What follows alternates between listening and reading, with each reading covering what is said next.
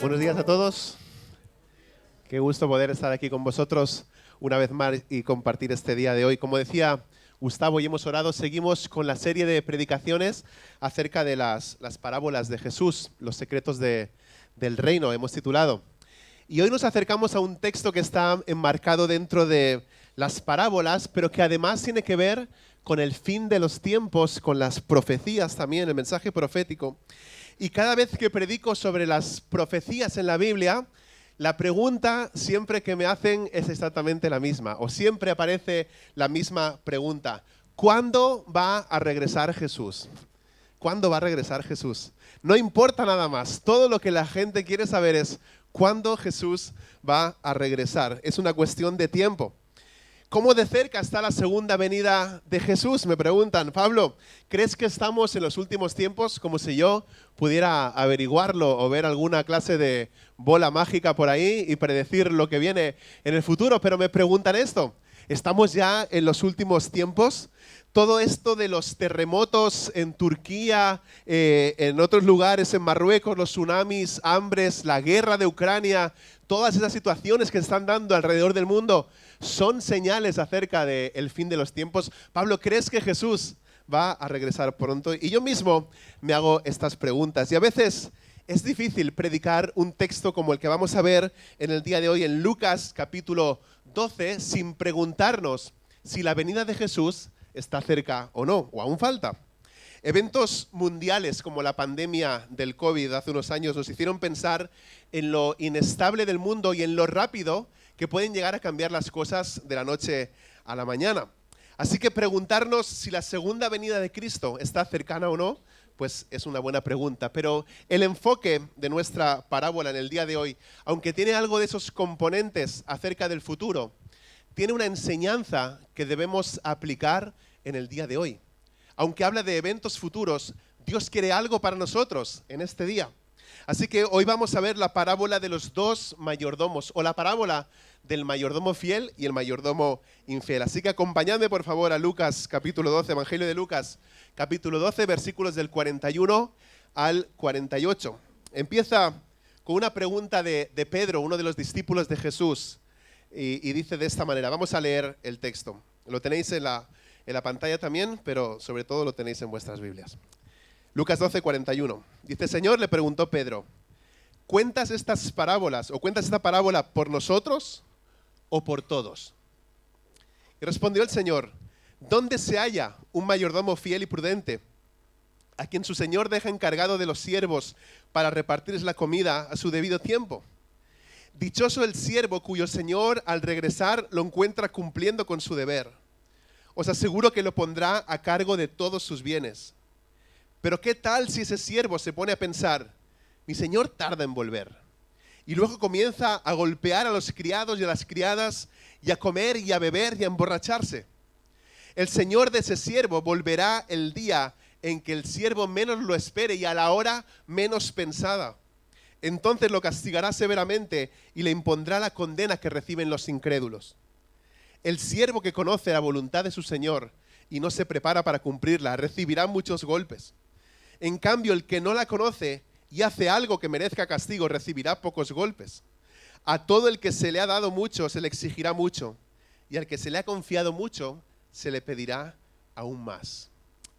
Nuestra historia empieza con Pedro, que quiere saber si la parábola que Jesús ha contado anteriormente tiene que ver con ellos, es decir, con los 12 discípulos, o es para los demás, o es para todo el mundo.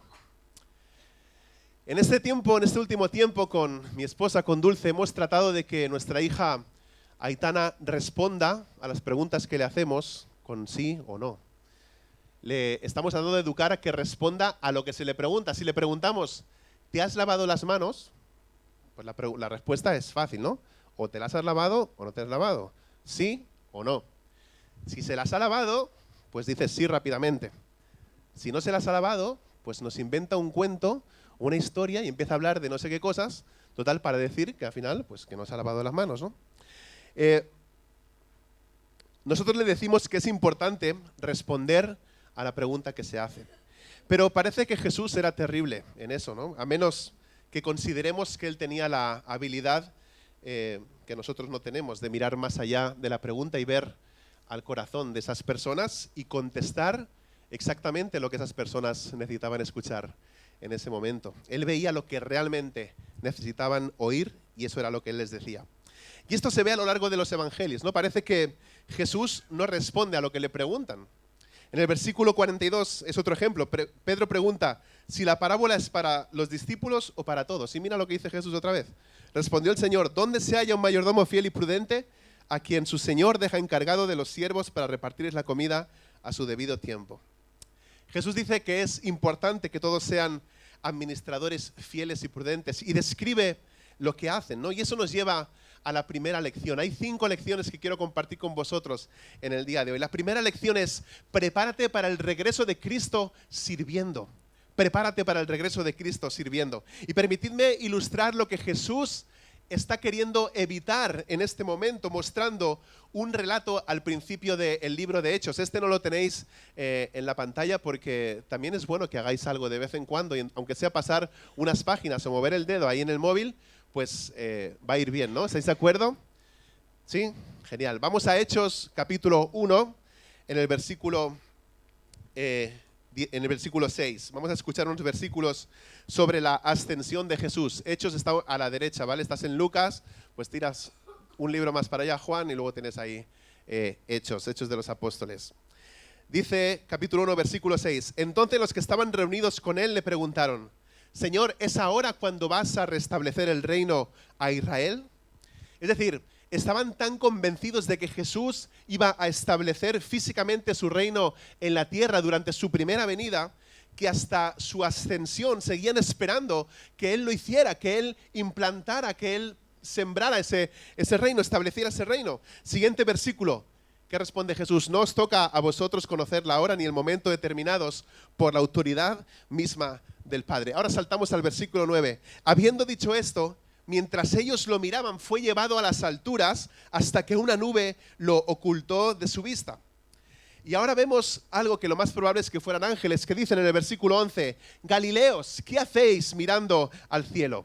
Este mismo Jesús que ha sido llevado de entre vosotros al cielo, vendrá otra vez de la misma manera que lo habéis visto irse.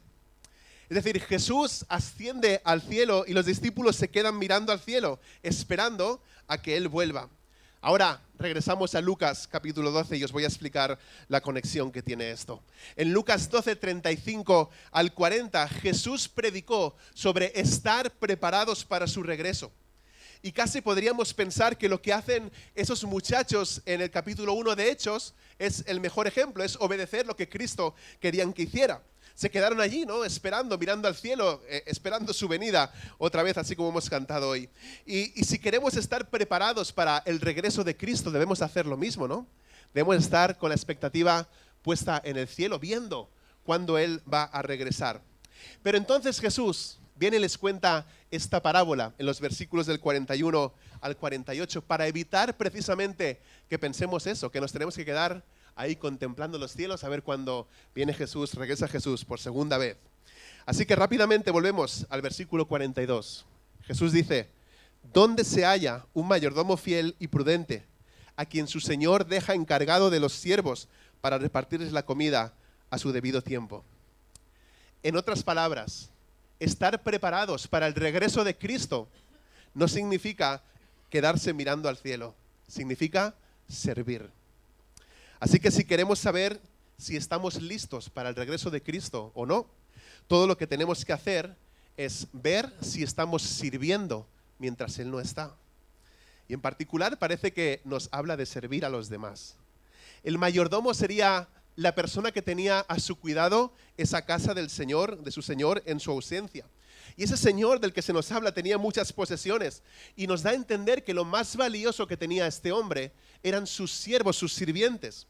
Y el administrador fiel es aquel que va a darles de comer a su debido tiempo.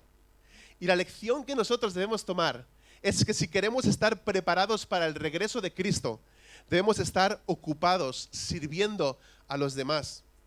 Otra forma de decirlo es: nos preparamos para el regreso de Cristo, sirviendo a los demás mientras Él no está. Y parece que la forma en que servimos a los demás, especialmente aquellos que forman y conforman la casa de Dios, es un buen reflejo de nuestra fidelidad como mayordomos. Luego sigue describiendo lo que les espera a los siervos fieles y a los infieles. Mira lo que dice del siervo fiel en el versículo 43 y 44. Dichoso el siervo cuyo señor al regresar lo encuentra cumpliendo con su deber. Os aseguro que lo pondrá a cargo de todos sus bienes. Es decir, será un día feliz cuando su Señor regrese y lo encuentre haciendo lo que tenía que hacer. Cuando los creyentes son mayordomos fieles, como el Señor, fijaos cómo el Señor los recompensa, ¿no? Dice, los pone por encima de todas sus posesiones, sobre todas sus posesiones. Ahora, ¿qué significa eso realmente? Pues que les da más que hacer. Hay más trabajo, tienen mayor responsabilidad. Su trabajo se vuelve todavía más difícil. Normalmente cuando pensamos en una recompensa por parte del jefe o del señor que tengamos por encima nuestro, ¿pensamos en qué? En más vacaciones, pensamos en un mejor salario, en un aumento, mayores beneficios. Pero en la economía de Dios, en la economía del reino, la recompensa por la fidelidad es un mayor servicio en el futuro. Y este no es el único lugar en las Escrituras donde se habla de esto. Vamos a profundizar en eso dentro de unas semanas cuando Gustavo esté compartiendo con nosotros acerca de la parábola de los talentos. Pero ahora nos quedamos con lo que dice Jesús sobre el siervo infiel. Dice, pero ¿qué tal si ese siervo se pone a pensar, mi señor tarda en volver? Y luego comienza a golpear a los criados y a las criadas y a comer y beber y emborracharse. Este siervo revela una importante lección también para nosotros. Y es que si no estamos esperando el regreso de Cristo, eso se revela también en la forma en la que nosotros vivimos. ¿Lo repito? Si no estamos esperando el regreso de Cristo, eso se revela también en la forma en la que nosotros vivimos, en la que nos comportamos. Y eso nos lleva a esa segunda lección. Nuestras vidas revelan si estamos esperando el regreso de Cristo o no. Este hombre es claramente lo opuesto al siervo fiel. Hace exactamente lo que no debe hacer. En lugar de alimentar y cuidar a los siervos de su Señor, dice que los golpea, que se emborracha. Y esto demuestra que no tiene en cuenta el regreso de su Señor. No lo está esperando. Por eso es tan importante esperar el regreso de Cristo. Porque es algo que va a moldear nuestras vidas. Cuando la gente cree que Jesús va a regresar pronto, cuando las personas creen que Jesús no va a regresar pronto, entonces sus vidas empiezan a deteriorarse espiritualmente. El motivo del servicio en la vida cristiana es el deseo de agradar a Cristo y se encuentra en el esfuerzo de ser hallados fieles a su regreso. No hay manera en que las personas vivan de la misma forma cuando creen que Jesús no regresará pronto que cuando creen que sí regresará pronto. Podrías tomar a las personas más maduras espiritualmente que tú conozcas, que si saben que Cristo va a regresar en unas horas, todavía tratarían de hacer algo incluso mejor. Sus vidas cambiarían para mejor. Escucha lo que dice este versículo en 1 de Juan capítulo 3. Queridos hermanos, ahora somos hijos de Dios, pero todavía no se ha manifestado lo que habremos de ser. Sabemos, sin embargo, que cuando Cristo venga, seremos semejantes a Él, porque lo veremos tal como Él es. Todo el que tiene esta esperanza en Cristo se purifica a sí mismo, así como Él es puro. ¿Qué quiere decir esto? Básicamente está diciendo que todos los que esperan el regreso de Cristo, que se purifican o se preparan, si queréis decirlo de otra manera. Pero ¿cuál es la otra cara de la moneda?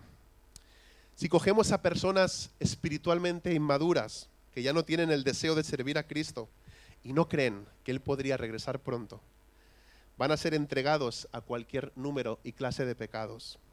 No tienen ningún incentivo en sus vidas para seguir siendo fieles. Me gusta cómo lo dice un pastor. Dice, Jesús aquí conectó claramente la disposición para su regreso con una vida de amor, enfoque espiritual, autocontrol.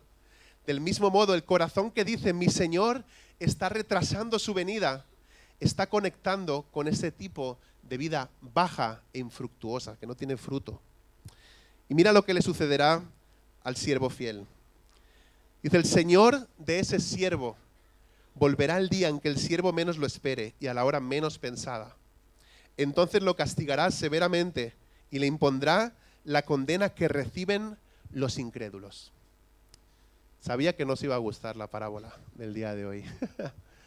Qué palabras tan duras, ¿no? Qué cosas de leer encontramos en la Biblia en ocasiones. ¿Qué significa esa expresión de que los va a castigar severamente? Probablemente cuando escuchamos que van a ser castigados severamente, imaginamos todo tipo de cosas, ¿no? Nos inquietamos, nos alborotamos un poco, pero si utilizamos una traducción un poco más gore, como la Nueva Traducción Viviente, vas a encontrar que dice que los va a cortar en pedazos, dice. Los va a cortar en pedazos. Definitivamente, pensar en eso no es algo que nos guste, ¿no? O algo que desearíamos ver que le ocurra a alguien. Y podríamos preguntarnos fácilmente, ¿por qué Dios utiliza este lenguaje tan fuerte o imágenes tan gráficas? Y permitidme deciros por qué vemos esto, no solamente aquí, sino en otros pasajes en las Escrituras. Y primero, déjame decirte que no es un error. Dios no tenía un mal día y dijo, pues voy a poner esto aquí de que los voy a hacer pedazos, los voy a cortar, los voy a castigar. No escribió enfadado y luego se arrepintió y dijo, mejor hubiera escrito otra cosa, ¿no? Sino que este lenguaje fuerte se utiliza para indicar la severidad del juicio. Está hablando de un juicio. Y ese lenguaje tan fuerte se usa para hablar de la severidad del juicio. Dios quiere que sepamos lo terrible que será para las personas que han sido infieles y que han descuidado servirle durante toda su vida. Cristo regresará y los castigará severamente. Y utiliza este lenguaje para señalar ese punto. Y estaba reflexionando sobre algo en esta parábola, algo que no había visto nunca antes. Y creo que esa es una de las razones por las que el autor de los Hebreos dice que la palabra de Dios es viva y eficaz. Cuando uno vuelve a leer las mismas historias de toda la vida, hay alguien llamado Espíritu Santo que ilumina los ojos de nuestro corazón, de nuestro entendimiento y nos hace ver cosas que a lo mejor hasta ese momento no habíamos visto. Y el mensaje que encontramos está en las palabras del Señor de aquel siervo. Eso es lo que me ha llamado la atención por varias razones. Una es porque el Señor del siervo no parece Señor, porque el siervo no le servía. El siervo no parece siervo, porque nunca le sirvió.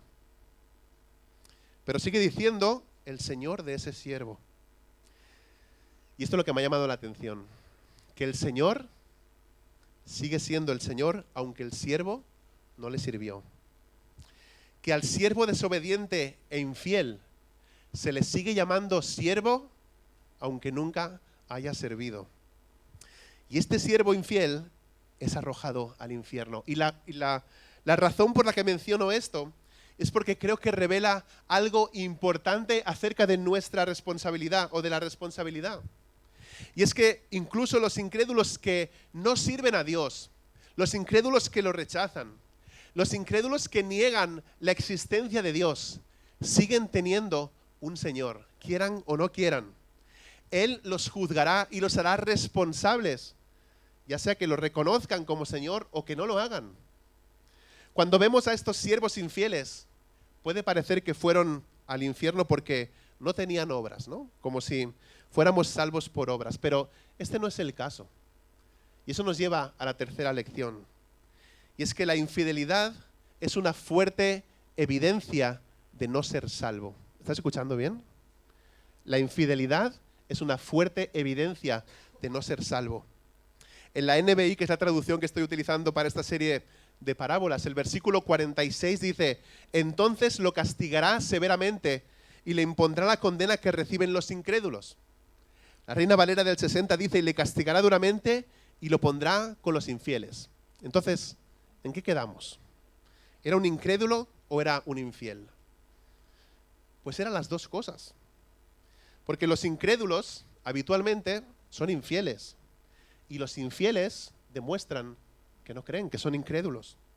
Y podríamos observar estos versículos y casi pensar que están implicando que ser fiel te salva y ser infiel te lleva al infierno. Pero en cambio, la idea es que la fidelidad y la infidelidad son revelaciones de ser salvo o no ser salvo. Porque los siervos son fieles porque son creyentes. Y son infieles porque son incrédulos. Hace algunos años, dando un seminario para pastores y líderes, me lanzaron esta pregunta, yo creo que con bastante mala leche. Y me dijeron, Pablo, ¿cómo sabes si una persona es salva o no es salva?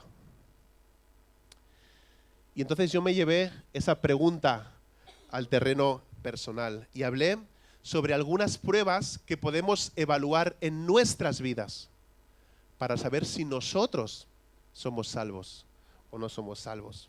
Y mi intención o mi deseo era doble, ¿no? Que los que no eran salvos se convencieran, se arrepintieran y pusieran su fe en Cristo. Y que aquellos que sí que lo eran tuvieran más confianza todavía en su salvación. Porque es muy triste cuando las personas que no son salvas piensan que van a ir al cielo. Pero también es triste cuando las personas salvas dudan de su salvación. Y ahora hemos llegado a otro versículo muy interesante en la Escritura. Y normalmente pensamos en dos categorías de personas, los creyentes y los no creyentes, lo cual pues también es cierto. Pero en los siguientes versículos, Jesús nos enseña que los incrédulos también caen en dos categorías. Habla de los que conocían la voluntad del Señor y desobedecieron, y los que no conocían la voluntad del Señor y desobedecieron. Mirad conmigo los versículos 47 al 48.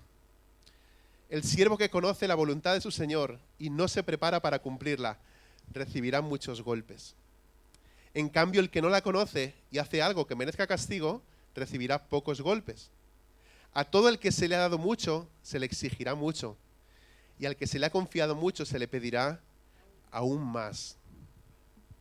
El lenguaje intenso y gráfico que veíamos del versículo anterior sobre ser cortados en pedazos o castigar severamente tiene otro propósito, ¿no? Y es que le permite a Dios crear un contraste. Si no hubiera un juicio terrible, como ser cortado en pedazos, no podría describir un juicio menor, como ser golpeado, ¿no?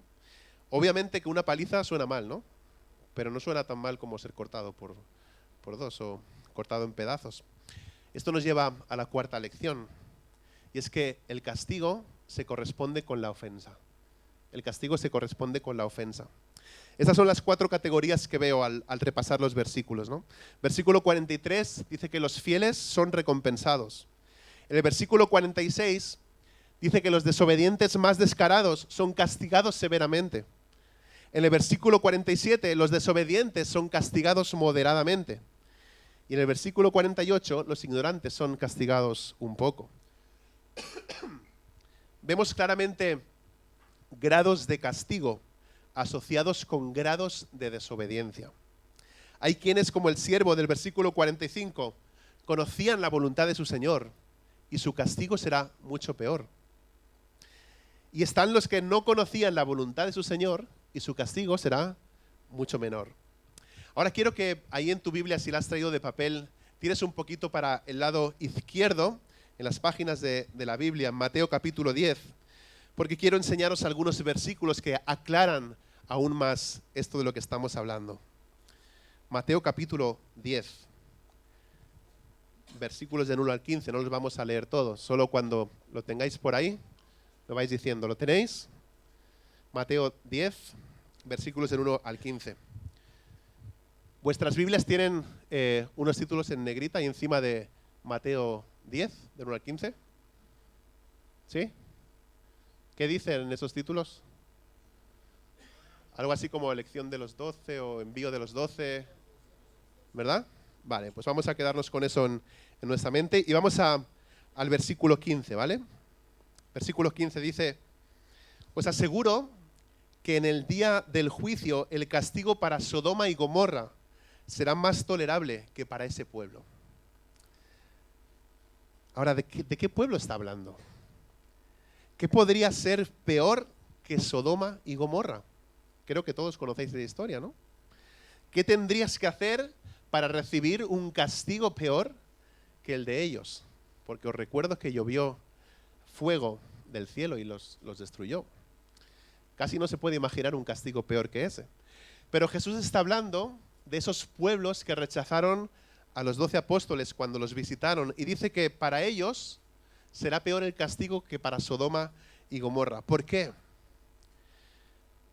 Porque estos pueblos eran peores que Sodoma y Gomorra.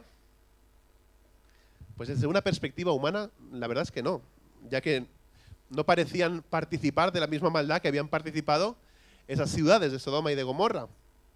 Desde una perspectiva del cielo, del reino, desde una perspectiva espiritual, sí. Porque fueron visitadas por los mismos apóstoles de Jesucristo. Y eso les dio una alta responsabilidad, pero no se arrepintieron. Y un capítulo más a la derecha, Mateo 11, versículo 20. Dice, entonces comenzó Jesús a denunciar a las ciudades en que había hecho la mayor parte de sus milagros, porque no se habían arrepentido. Piénsalo por un momento. ¿Qué es lo que le daría a la gente una mayor responsabilidad? ¿No sería precisamente eso? ¿Ver las obras y los milagros que Jesús había hecho en medio de ellos? Claro que sí. Habían sido testigos del poder de Dios ahí en medio de ellos.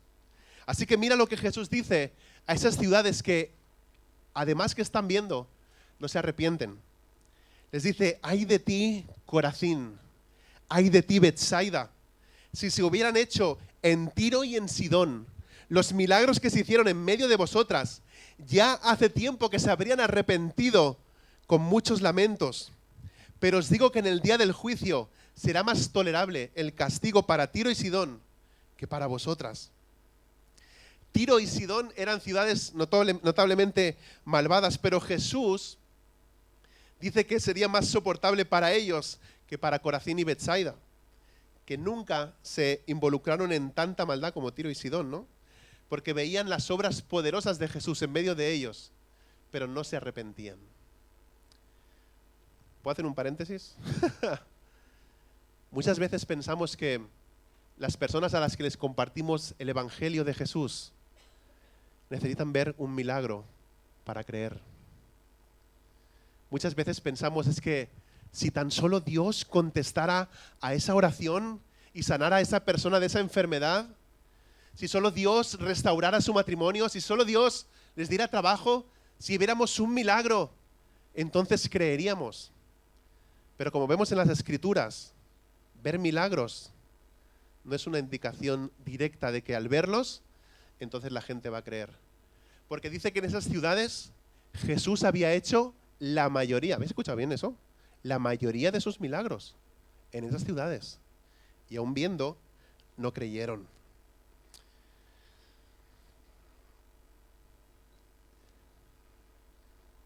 Versículos 23 y 24 de Mateo 11. Dice, ¿y tú, Capernaún, acaso serás levantada hasta el cielo? No, sino que descenderás hasta el abismo. Si los milagros que se hicieron en ti se hubieran hecho en Sodoma, esta habría permanecido hasta el día de hoy. Pero te digo que en el día del juicio será más tolerable el castigo para Sodoma que para ti. Otra vez aparece esa ciudad malvada de Sodoma. Sin embargo, Dios dice que sería más tolerable en Sodoma que en Capernaún, porque Jesús nunca visitó Sodoma, ni predicó allí, ni realizó milagros allí. Así que una ciudad experimente todo eso significa que tiene una inmensa responsabilidad. Y no arrepentirse es también acarrear un juicio inmenso por parte de Dios. Avanzamos, de nuevo, Lucas 12, ahora sí pasamos esas páginas, pero escuchad primero este versículo, en Santiago 4, 17. Así que comete pecado todo el que sabe hacer el bien y no lo hace. Y ese no lo sabemos de memoria, ¿eh? Así que comete pecado todo el que sabe hacer el bien y no lo hace. Y podríamos leer esto y preguntarnos, vale, entonces la gente que sabe lo que hay que hacer, pero no lo hace, para ellos es pecado y serán castigados. Pero ¿qué pasa con las personas que no saben lo que hay que hacer y lo hacen? ¿Es pecado entonces para ellos? Algo que aprendemos en estos versículos es que la ignorancia no es una excusa. Y esto nos lleva a la última lección en el día de hoy. La ignorancia no es una excusa. Volvemos al versículo 48. Dice, en cambio, el que no la conoce y hace algo que merezca castigo, recibirá pocos golpes. Casi podríamos leer estos versículos y decir, bueno, entonces prefiero ser ignorante, ¿no? Porque así no voy a recibir castigo. Pero el castigo para el ignorante es menos severo, pero sigue siendo castigo. Sigue habiendo un castigo. Hay un comentarista que dice, la ignorancia de lo divino no excusará totalmente al pecador. Será azotado, pero sus azotes serán pocos. Su condenación será suave comparada con la de un ministro que conoce la voluntad de su Señor, pero no la cumple. Que la enseña a otros, pero no la cumple él mismo. Dios mira a esos ministros malvados, negligentes y escandalosos y malintencionados como los mayores transgresores y tratará con ellos como tales.